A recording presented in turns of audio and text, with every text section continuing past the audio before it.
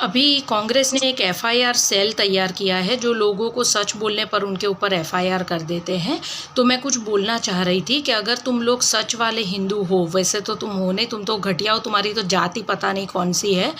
दादी भी निकम्मी जो अपने पति का सरनेम नहीं लगा पाई, बाप भगौड़ा जो युद्ध के टाइम पे भाग गया था, नाना निकम्मा जो हिंदुस्तान पाकिस्तान करके एक वोट के बेस पर प्रधानमंत्री बन गया। मतलब तुम लोगों को भीख पे जीने की आदत है।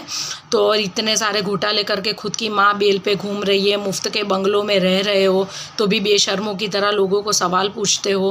1500 करोड़ देने वाले रतन टाटा ने जवाब नहीं मांगा, लेकिन चवन्नी भी नहीं देने वाली भिखारी जो लोगों के पैसों पर पल रही है, वो भूरी काकी मोदी से हिसाब मांग रही है। काहे का तू हिसाब मांग रही है? तू है कौन? तूने क्या किया गरीबों के लिए? आज जब 1947 में इंडिया आज़ाद हुआ था और 1948 में चीन आज़ाद हुआ था, तो आज चीन वर्ल्ड में 2nd नंबर पर है और इंडिया 138 नंबर पर है। 70 सालों में तुम लोगों ने देश को आगे लाने के लिए कुछ किया नहीं है। किस चीज़ का तो हिसाब मांग रही है?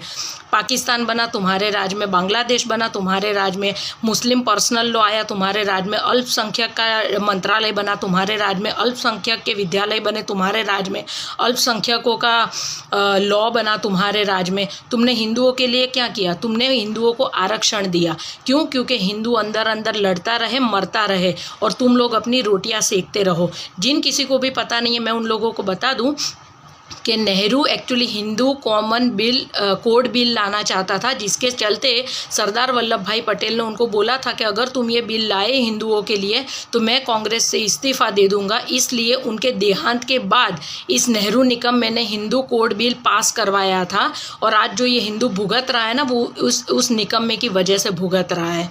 ठीक है। और दूसरा कि मोरारजी देसाई ने अपने एक उनका जो बुक है मेरा जीवन वृत्तांत, उसके 4, 5, 6 नंबर के पेज पर लिखा है कि पता नहीं क्यों मुझे ऐसा लगता है कि नेहरू को पहले से ही हिंदुओं के साथ अलग ही पूर्वाग्रह है और जो हिंदुओं से नफरत करते हैं। और जेबी कृपलानी ने भी कहा था कि अगर आप हिंदू से प्यार करते तो कभी हिंदू कॉमन बिल नहीं लाते, आप कॉमन सिविल कोड लाते जो सारे धर्मों को लागू पड़ता। लेकिन आपने हिंदुओं पर अपना गुस्सा उतारा और आप हिंदुओं को धोखा देने के लिए जनोई पहनते हो। ये जेबी कृपलानी के शब्द है।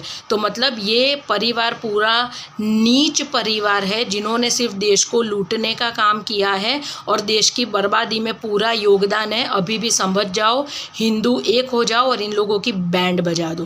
कांग्रेस मुक्त भारत करोगे तभी जाकर तुम्हारी ज़िंदगी सुधरेगी, वरना तुम्हारी ज़िंदगी ये लोग नर्क बना देंगे। इससे अच्छा तुमको नहीं समझा सकते हैं अब।